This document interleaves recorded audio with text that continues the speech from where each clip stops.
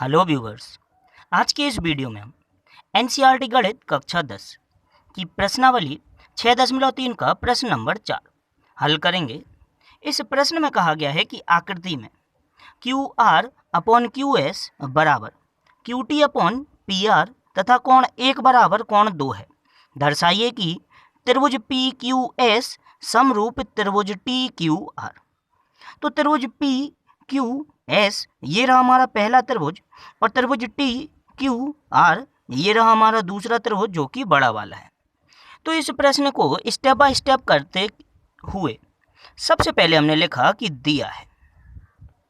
इसमें हम लिखेंगे, प्रश्न में हमें जानकारी दी गई थी कि Q R upon Q S बराबर है Q T upon P are के। साथ ही साथ कोण 1 बराबर है कोण 2 के। इसे हमने कह दिया समीकरण नंबर 1। दूसरी हेडिंग अगर हम देखें तो हम लिखेंगे सिद्ध करना है।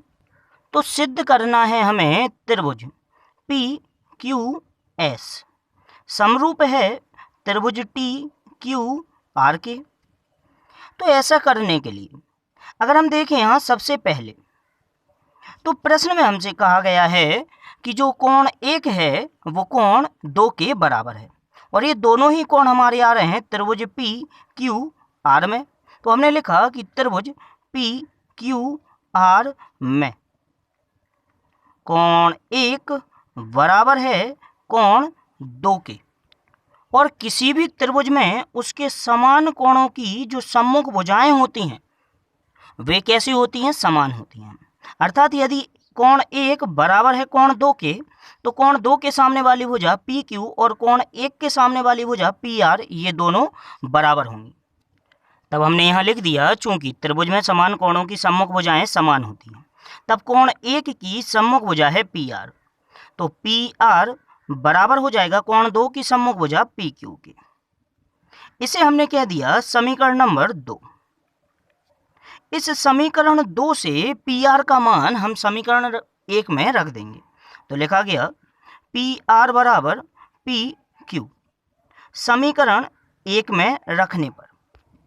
तो रखते हैं हम समीकरण 1 है हमारा Q R upon Q S बराबर Q T upon P R हटा के उसके स्थान पर हमने पी क्यू लिख दिया और इसे कह दिया समीकरण नंबर 3।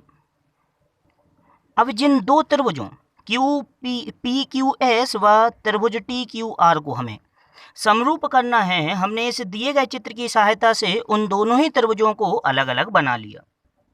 तब यदि इन दोनों ही त्रिभुजों में हम देखें तो लिखा गया त्रिभुज पी क्यू एस व त्रिभुज टी क्यू आर में समीकरण 3 के अनुसार अगर देखें तो त्रिभुज पी क्यू एस की भुजा पी क्यू और त्रिभुज टी क्यू आर की भुजा टी क्यू, इन दोनों का अनुपात दिया गया है हमें जो कि बराबर है क्यू आर व क्यू एस के अनुपात के।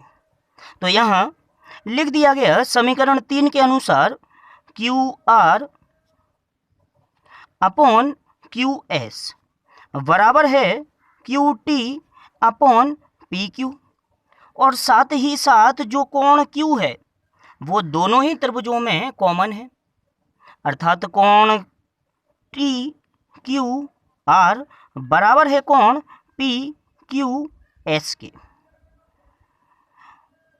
तो इन दोनों ही त्रिभुजों में इनकी दो संगत भुजाओं का अनुपात समान है और एक कोण समान है।